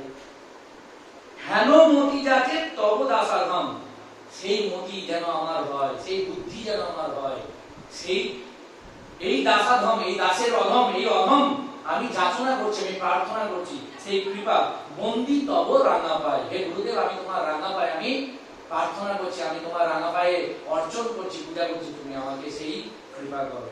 ও হে গুরুদেব তব শ্রীচরণ সেবি যেন আমি জন্ম জন্ম। হে গুরুদেব, আমি যেন তোমার এই চরণ আমি জন্ম জন্ম যেন আমি তোমার সেবা করে যেতে পারি। এই আশীর্বাদ যাচি অভাজন তব পদে স্থান চাই। আমি এই আশীর্বাদ আমি যাচনা করে আমি তোমার পদে, তোমার শ্রীচরণে আমি আমার মস্তক আমি স্থান চাই, আমি যেন তোমার চরণে আমার স্থান লাভ করতে পারি। এটাই আচার্য ব্যাখ্যা করছেন। কিন্তু গুরুদেব এখন কে? এখন প্রশ্ন আসছে, গুরুদেব কে? গুরুদেবকে সবাই হতে পারে না। গুরুদেব তো একটা যোগ্যতা থাকতে হবে। গুরু মানে কি? গুরু মানে কি কে জানে? গুরু মানে কি বলে না? কথাটার মধ্যে একটা গুরুত্ব আছে, বলে না? গুরু মানে তার মানে ভারিত্ব আছে, একটা ইম্পর্টেন্ট আছে। গুরু মানে যে সেই গুরু হতে পারে না। গুরু মানে তার একটা গুরুত্ব থাকবে, তার একটা ভারিত্ব থাকবে। কিসের ভারিত্ব? বেশি বেশি খাবে, মাগুর মাছের ঝোল খাবে, রমণীর কোলে শুয়ে থাকবে, তারপরে শরীরটা খুব ভারী হয়ে থাকবে, বড় বড় তিলক থাকবে, জোটা থাকবে, সেই তো গুরু নাকি? তাহলে কে? তাহলে আপনারা বলুন, আমি তো এই ব্যাখ্যা দিলাম, আপনারা বলুন তাহলে গুরু মানে কি? আমরা শিখে নেব। আমি তো বলবোই শিখে নিন। গুরু মানে হচ্ছেন প্রথম, গুরুর প্রথম যোগ্যতা হচ্ছে তিনি কৃষ্ণ তত্ত্ববেত্তা হবেন। মানে তিনি অন্য কথা বলবেন না। তিনি কি বলবেন? এই জন্য বলেন বাচো বেগম। বাচো বেগম মানে হচ্ছে অনেকে বলে মৌনব্রত অবলম্বন করে থাকলে বাচো বেগম না। বাক্যের বেগকে কিভাবে কন্ট্রোল করা হবে সেটাই বলছি, যে কৃষ্ণ তত্ত্ববেত্তা হবে। শুধুমাত্র এই শ্রীমুখ দিয়ে মনুষ্য জন্ম লাভ করে এই মুখ দিয়ে কৃষ্ণ কথা বলতে হবে। কারণ শুধু সবসময় যদি আমি লীলা কথা আপনাদের ব্যাখ্যা করি আপনাদের খিদে পাবে, তাহলে সবসময় কি করে কৃষ্ণ তত্ত্ববেত্তা হবে? না, কৃষ্ণ কেন্দ্রিক কথা। কৃষ্ণ কথা মানে শুধু কৃষ্ণ সম্বন্ধীয় কৃষ্ণের লীলা আলোচনা করতে হবে তা নয়, কৃষ্ণের কথা বলতে হবে না। আমি যদি বলি কৃষ্ণকে ভোগ লাগাও, কৃষ্ণের জন্য রন্ধন করো, কৃষ্ণের জন্য বাজারে যাও। যদি বৃন্দাবনে কেউ যান, কে কে বৃন্দাবন গিয়েছেন? এখানে বৃন্দাবন গিয়েছেন। বৃন্দাবনে যদি যান দেখবেন ওখানকার বাড়ির মায়েরা যে সুন্দর সুন্দর ড্রেস পরেছে না। পুজোতে যেমন আমরা নিজেদের জন্য শপিং করতে বেরোই, ওখানে জন্মাষ্টমী আসলে, রাধাষ্টমী আসলে ওখানকার মায়েরা বাজারে শপিং করতে বেরোয়। কিসের জন্য? লালার জন্য। আমার বাড়িতে লালা আছে। কে লালা মানে কি? গোপাল, ভগবান কৃষ্ণ, শ্রীমতী রাধারানী। তারা যেটা ভালো পছন্দ করে, তাদের জন্য কোন ড্রেসটা সুন্দর হবে সেই ড্রেসটা তারা চয়ন করবে, যত দাম হোক। তার জন্য মালা ক্রয় করবে, তার জন্য ফল, সব থেকে ভালো মিষ্টি দোকানের ভালো মিষ্টিটা ভগবানের জন্য। আর আমাদের মনোভাব কিরকম? আমি কিনবো অষ্টমীর দিন খুব ভালো ভালো মিষ্টি, বাড়িতে সবাই খাবো। আর ভগবানের ওখানে কি থাকবে প্লেটে? নকুলদানা। আর নকুলদানা তো দিয়েছে আজকে সকালবেলা, তুলবো কালকে সকালবেলা, কালো পিঁপড়ে ভর্তি হয়ে যাবে। এটা কৃষ্ণ সেবা নয়। এটা হচ্ছে আমাদের কি? এটা তথাকথিত ভক্তি। যদি কৃষ্ণ সেবা, যদি আপনার বাবাকে বিশ্ব মানে আমাদের শোনায়, যদি বাবা মাকে ঘরের ভেতর একটা থালার মধ্যে ছোট বাটির মধ্যে একটু আলু সেদ্ধ ভাত দিয়ে ঘরে ঢুকিয়ে দিল, থাকো তোমরা ঘরের মধ্যে, আর আমরা পুজোতে মস্তি করে অষ্টমী নবমীতে চব্যচস্য লেজ্জ পেয় করে খাবো। বাবা মায়ের প্রতি সেই ভালোবাসা, স্নেহ, তার প্রতি কর্তব্য দায়িত্ব পালন হলো? হলো না। তাহলে ভগবান যখন বলছেন পিতা অহমস্য জগত মাতা ধাতা পিতামহ, তিনি যদি আমাদের জগতের পিতা মাতা সবকিছু হন, তাহলে তার প্রতি ভালোবাসা, স্নেহ, প্রেম আমরা যেটা খাবো তাকে নিবেদন করতে হবে। সেই যে 27 নম্বর শ্লোকে বলছে যত করসি যদস্নাসি যজ্জোসি দাসি যত তপস্যাসি মন্দির তৎপুরুষ মদর্ম, সবকিছু আমাকে অর্পণ করো। ভগবানকে তুমি যা কিছু খাবে, যা কিছু করবে, যা কিছু দান করবে আমাকেই করো, আমাকে দাও, যা কিছু তপস্যা করবে। কিন্তু আমরা করি না। ভগবানের জন্য নকুলদানা।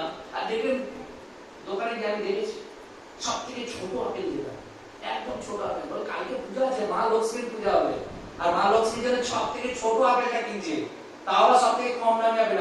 আমার বাড়িতে ছেলে আছে, ছেলে খাবে ফুজি আপেল, আর ওই খাবে সেই কোথাকার একটা মানে সব থেকে ঝাড়াই বাছাই করে যেগুলো 50 টাকা কিলো বিক্রি করে সেই আপেল দেবে। এটা কৃষ্ণ প্রেম নয়। এরকম পূজা করার থেকে না করে ভালো। আমি সবাই জন্য বলছি না, জেনারেল আমাদেরকে আরো যেটা দিচ্ছি তার থেকে আরো বেটার হতে হবে।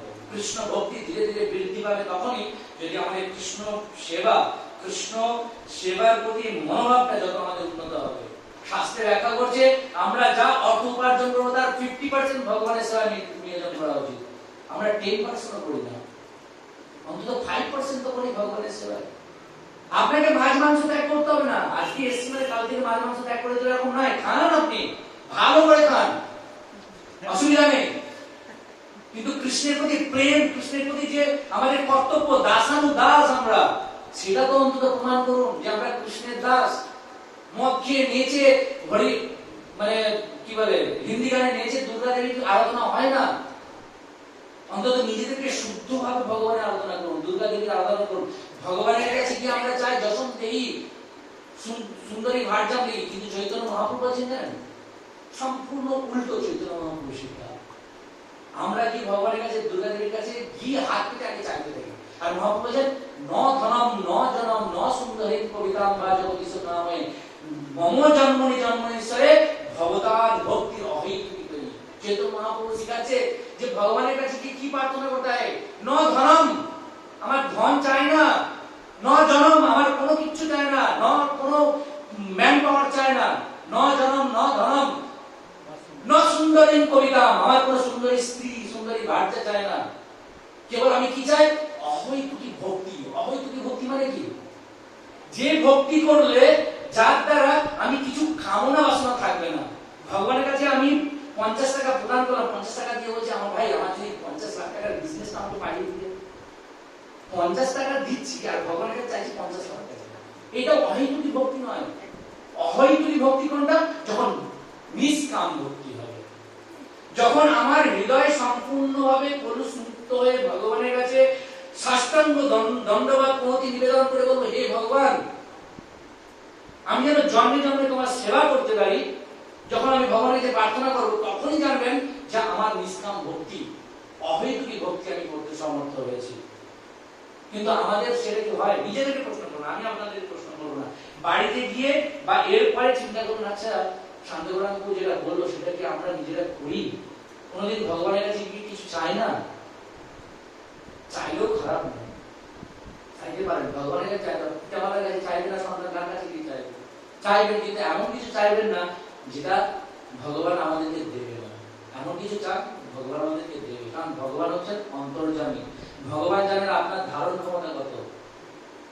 আপনাকে যদি আজকে এই জায়গায় দাঁড় করিয়ে আপনাকে কারো খাটের তলা থেকে পাওয়া যায় 50 কোটি টাকা আপনাকে যদি দিয়ে দেওয়া হয়, আপনি পাগল হয়ে যাবেন, ঘুমাতে পারবেন? পারবেন না, খরচাই করতে পারবেন না। তো ভগবান এই জন্য আপনাকে দেবে না, ভগবান আপনাকে ততটাই দেবে যতটা আপনার ধারণ ক্ষমতা আছে। এবং কৃষ্ণ ভক্তি সেরকম, আমাদের ধারণ ক্ষমতা যতটা ভগবান ঠিক ততটা দেবে। কিন্তু ভগবানকে প্রার্থনা করতে হবে, হে ভগবান আমি যেন তোমার শ্রী চরণ, হে গুরুদেব আমি তোমার শ্রী চরণ আমি প্রার্থনা করতে পারি, তোমার শ্রী চরণে যদি আমি নিষ্কাম ভক্তি পালন করতে পারি। এটাই আমাদের জীবনের উদ্দেশ্য, আর কিছু না। তাহলে গুরুদেবের প্রথম, গুরুদেবকে কিভাবে চিনব? কৃষ্ণ তত্ত্ববেত্তা হবেন, এবং তিনি কি হবেন? গুরু পরম্পরা ধারায় থাকবেন। গুরু পরম্পরা মানে কি? গুরু পরম্পরা জানেন? এটা একটু কঠিন শব্দ, পরম্পরা ধারা। এটা যারা আমরা বৈষ্ণব জীবনে আছি বা ভক্তি করে আছি তারা জানে।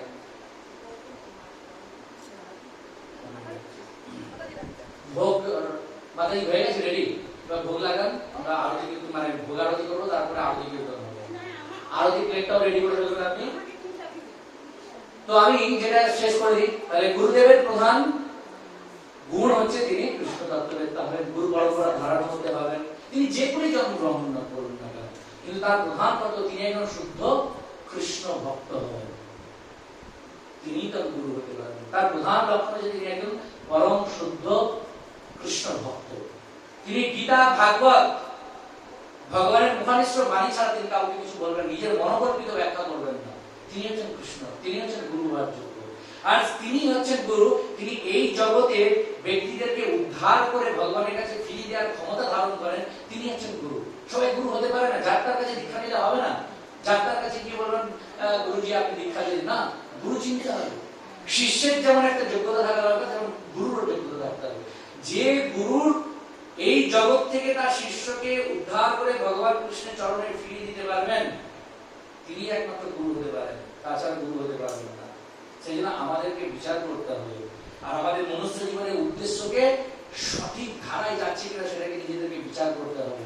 এবং আমাদেরকে প্রশ্ন করতে হবে, আমার হৃদয় কি শুদ্ধ হয়েছে, আমার হৃদয় কি কলুষিত মুক্ত হয়েছে, আমার হৃদয়ে কি কাম বাসনা আছে না নেই। নিজেকে নিজে প্রশ্ন করবেন, কাউকে জিজ্ঞাসা করতে হবে না, কারো কাছে গিয়ে জিজ্ঞাসা করতে হবে না যে আমার হৃদয় সম্পূর্ণ হয়েছে কিনা। আর আমাদের এই মনুষ্য জীবনের উদ্দেশ্য তো বলে দিলাম, ক্লিয়ার, বুঝতে পেরেছেন মনুষ্য জীবনের উদ্দেশ্য। আর মনুষ্য জীবনের সবথেকে 4টে বড় দুঃখ কি জানেন? কে জানেন? আমাদের জীবনে অনেক দুঃখ আছে, কিন্তু সবথেকে কঠিনতম, সবথেকে বাস্তব এবং সবথেকে বড় দুঃখ 4টে মনুষ্যের প্রত্যেককে পেতে হবে। সে যত বড়ই ধনী হোক না কেন, যতই গরিব হোক না কেন, আর যতই পণ্ডিত ব্যক্তি হোক না কেন, আর যতই মূর্খ ব্যক্তি হোক না কেন, যতই বড় minister, chief minister, prime minister, president হোক না কেন, প্রত্যেককে একই দুঃখ লাভ করতে হবে। সেই 4টে দুঃখ কি কে বলতে পারে?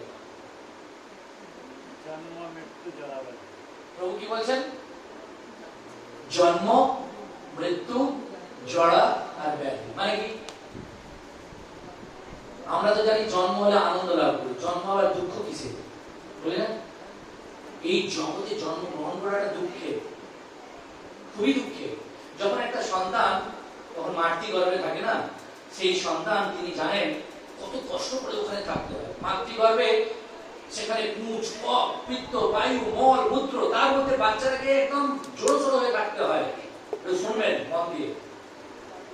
এবং এখানে এত কষ্ট পায়, এত কষ্ট পায়, এত পেইন হয়, এবং পেটের মধ্যে ক্রিমিকিট থাকে, সেই ক্রিমিকিট অসহ্য ভাবে তাদেরকে কামড়াতে থাকে এবং প্রচন্ড যন্ত্রণার মধ্যে তাকে রাখতে হয়। তখন প্রার্থনা করে, হে ভগবান, ওই শিশু, শাস্ত্রের ব্যাখ্যা বলছে, ওই শিশু তখন ভগবানের কাছে প্রার্থনা করে, হে ভগবান, তুমি আমাকে দর্শন দাও, তুমি আমাকে এই জগৎ থেকে মুক্ত করো, এবং আমি তোমার ভজনা করবো, কেবল আমি তোমার সেবা করবো, আমি তোমার সাধনা করবো। তখন ভগবান সর্বজনে দর্শন দেন, দর্শন প্রদান করেন। দর্শন প্রদান করার পরে তখন সে সম্পূর্ণভাবে ভাবুক হয়ে ইমোশনালি বলে, আমি এই জগৎ থেকে যখনই আমাকে উদ্ধার করবেন, তখনই আমি আপনার সেবা পূজা করব। যখন সেই শিশুটা ভূমিষ্ঠ হয়, আচ্ছা বলুন তো, কার কার অভিজ্ঞতা আছে একটা বাচ্চা যখন ভূমিষ্ঠ হয়? আমি খুব বাস্তব কথা বলছি। ভূমিষ্ঠ হয় বাচ্চাটা, এই জগতে আসার পরে খুব হাসতে থাকে, আমি জন্মগ্রহণ করেছি, আমি বিশ্ব চক্রবর্তী বাড়িতে, আমি বড় ধনী ব্যক্তি, হাসতে থাকে থাকে কি করে? কেন? আর যদি কান্না না করে কি করে? কে পিটাবে? ডক্টর পাছায় খুব পিটাবে। আর যদি বাচ্চা না কান্না করে, তাহলে কে কান্না করবে?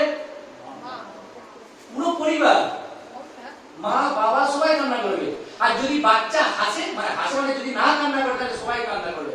আর যদি বাচ্চা কান্না করেছে, তখন হাসবে। এটা কি রকম উল্টো না? আচ্ছা, ওই বাচ্চাটা যখন আমাদের জন্মগ্রহণ করলো, বাচ্চা যখন বড় হয়ে ছোটাছুটি করছে, খেলা করছে, কিছু হয়ে গেল, কান্না করছে, আমরা হাসি না। কিন্তু যখন জন্মগ্রহণ করে, তখন কান্না করলে আমরা হাসি না। প্রশ্ন জেগেছে কোনোদিন আপনাদের মনে? জেগেছে? কেউ প্রশ্ন করেছে না জেগেছে কোনোদিন? কেন বলুন, আমাকে উত্তর দিন, আপনি বলুন। উত্তরটা কেন এবার দিচ্ছি আমি উত্তরটা। যখন মাতৃগর্ভে থাকে, আমি ওটাই বলছি, জন্মটা কেন দুঃখজনক। যখন মাতৃগর্ভে, তখন ওটা নরক তুল্য। সেখানে ভগবান দর্শন দিয়ে বলে, তুমি এই জগৎ থেকে উদ্ধার লাভ করবে, তুমি প্রবেশ করো, তুমি আমার সাধন ভজন করবে। কিন্তু এই জগৎটাকে কি বলেছি? এই জগৎটাকে কি বলেছিলাম? দুঃখালয়। কি বলেছিলাম? ভুলে গেছেন এখনই? এই জগৎ হচ্ছে দুঃখের আলয়। এতটাই দুঃখপূর্ণ, এতটাই অন্ধকারাচ্ছন্ন, এতটাই তামসাচ্ছন্ন, যেখানে জন্মগ্রহণ করার সাথে সাথেই কোনো বাচ্চা হাসে না, কান্না করে, কষ্ট, সে তখন অনুভব করে আমি কোথায় জন্মগ্রহণ করলাম। আর মা কেন হাসে, পরিবারের সবাই কেন হাসে? তখন ভাবছে, বেটা আমরা দুঃখ পেয়েছি, ওকেও পেতে হবে। বুঝাতে পারলাম কেন ও কান্না করে? দুঃখালয়ে আমি জন্মগ্রহণ করছি, তখন তার যে প্রভাব, সেই প্রভাবে কান্না করে বাচ্চা। আর আমি কেন হাসি? বেটা আমার মতো তোমাকেও ভুল করতে হবে, সেজন্য আমি হাসি। তুমি এসে গেছো আমাদের কাছে, ঠিক আছে? এটা হচ্ছে কারণ। জন্ম হলো। মৃত্যু হলে তো আমরা এমনি দুঃখ পাই, কষ্ট হয়। এই যখন রাজার একটা ছোট্ট কুকুর ছিল, কি নাম ছিল? জ্যাম, মারা গেল, খুব কষ্ট পেয়েছে, কান্না করেছে। তারপরে একটা ভালোবাসা জন্মে গেছিল। তো এটা একটা দুঃখ। জন্ম মৃত্যু, মৃত্যুটা একটা দুঃখপূর্ণ, খুব কষ্ট। আমাদের বাড়ির কেউ যদি বাবা মা সন্তানাদি কেউ যদি দেহত্যাগ করে মৃত্যুবরণ করে খুব কষ্ট হয়, আমাদের খুব যন্ত্রণা হয়। জন্ম মৃত্যু জড়া, জড়া মানে কি? জড়া মানে আপনারা তো ফেলালাম এটা আপনি মেখেছেন আগে অনেক, কিন্তু ধরে রাখতে পেরেছেন চামড়া কুচিয়ে গেছে না? কুচিয়ে গেছে। এখন যতই ওলা মাখুন আর যতই ল্যাকমি, যতই বড় বড় কোম্পানির আপনারা কসমেটিক মাখুন না কেন, এমন একটা বয়স আসবে তখন এই চামড়া কুচিয়ে যাবে, তখন আর কেউ তাকাবে না। সুন্দরী, হ্যাঁ, ফেসিয়াল করলেও ঠিক থাকবে না, যতই ফেসিয়াল করবে তত কুচিয়ে যাবে, তত তাড়াতাড়ি কুচিয়ে যাবে। আগেকার দিনের মানুষরা জমি জমাতে কাজ করতো, ভাত খেত, রাতে ঘুমাতো ঠিক মতো, ভোরে উঠতো, আঙিনা পরিষ্কার করতো, আবার দেখবেন তারা সারাদিন পরিশ্রম করছে, তাদের চামড়া কিচ্ছু হবে না। কিন্তু যারা যত ফেসিয়াল করবে, যত পাউডার লাগাবে, দেখবেন তত কুচিয়ে যাবে। এটাকে বলা হয় জড়া। কোনটাকে বলা হয়? এই আমাদের বৃদ্ধ অবস্থাটাকে বলা হয় জড়া। প্রত্যেকটা বৃদ্ধ হতে হবে। যতই আমরা রামদেব বাবার বা যাই বাবার এই আমরা চূর্ণ খাই না কেন, জড়াকে আমরা আটকাতে পারবো না। আর হচ্ছে ব্যাধি। ব্যাধি মানে কি? রোগ। কেউ বলতে পারবে বুকে হাত দিয়ে যে আমরা রোগগ্রস্ত হয়? কে বলতে পারবে? প্রত্যেকে কিছু না কিছু রোগ আছে, রোগগ্রস্ত হতে হবে। এই চারটে হচ্ছে আমাদের সব থেকে, আমি বলছি না, শাস্ত্র বলছে। আর সেটা ভগবান একদম থাপ্পা লাগিয়ে দিয়েছে। আমাদের শরীর, আমাদের দেহ, তাই তো? দেহর ইংলিশে কি বলে? বললে বুঝতে পারবে। হ্যাঁ, body, B O D Y. আমি কি বললাম? জন্ম মৃত্যু জড়া ব্যাধি। বি ফর কি? বার্থ।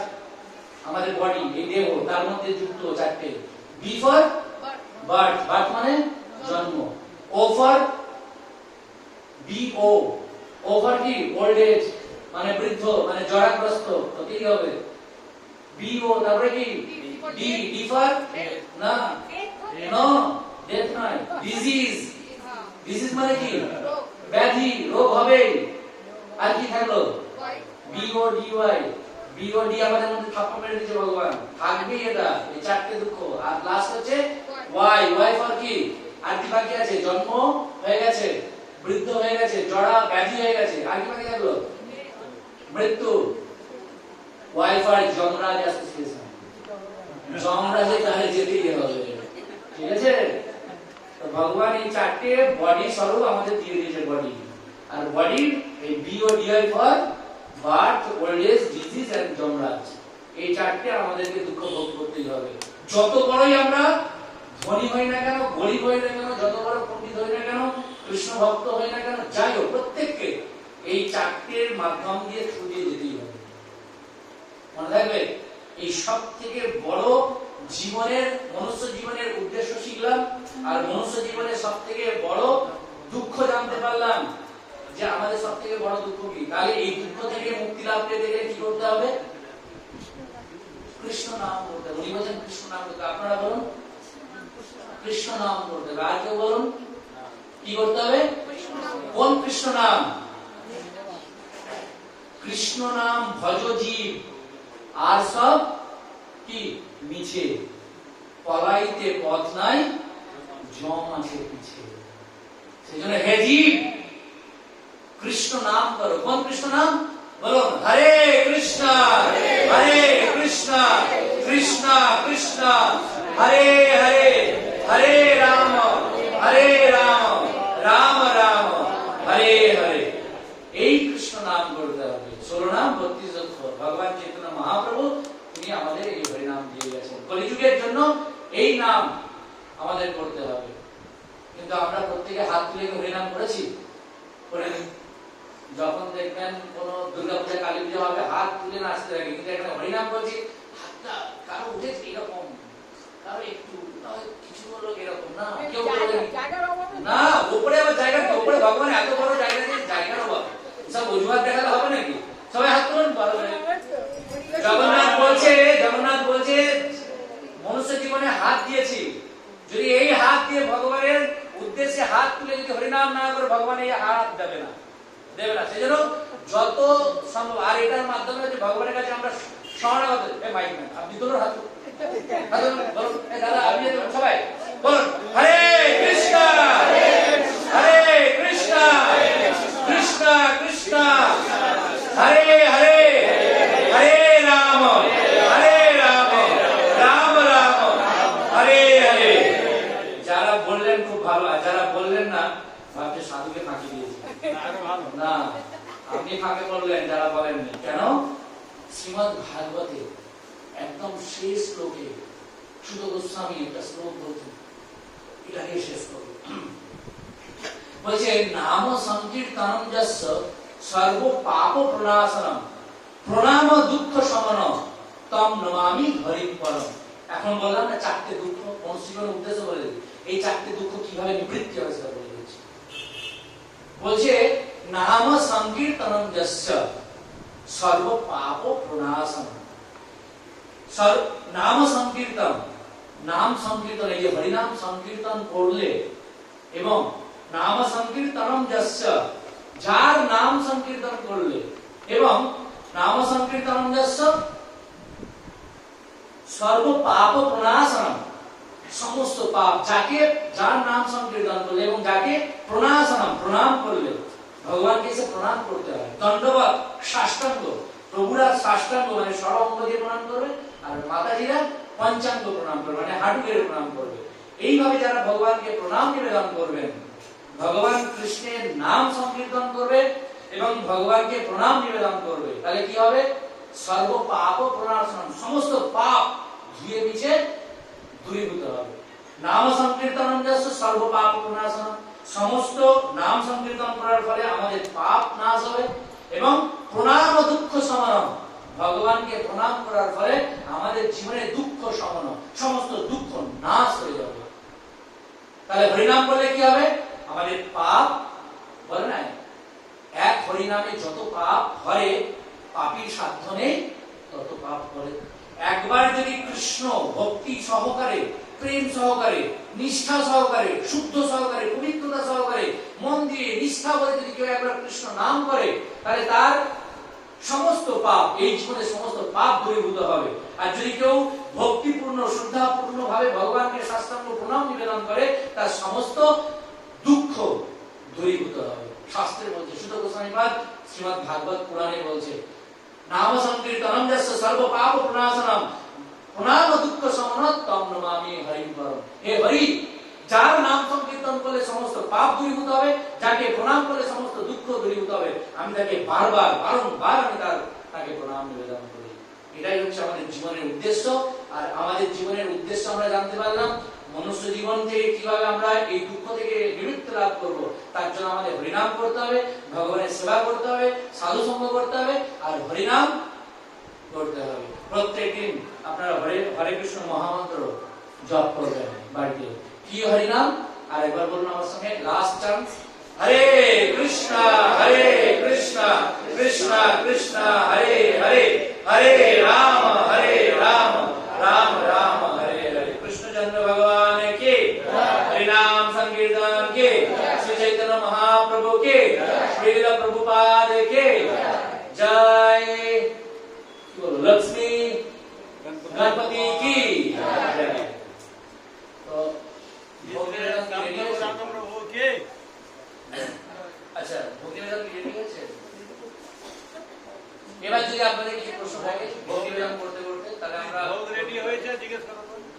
মাতাজি গিয়েছে মনে হয়, ভোগ রেডি হলে ভোগ নিবেদন করার সময় একটু ভোগ আরতি গান হবে, তারপরে হরিনাম হবে, তারপরে কীর্তন করতে হবে। আরতি কীর্তন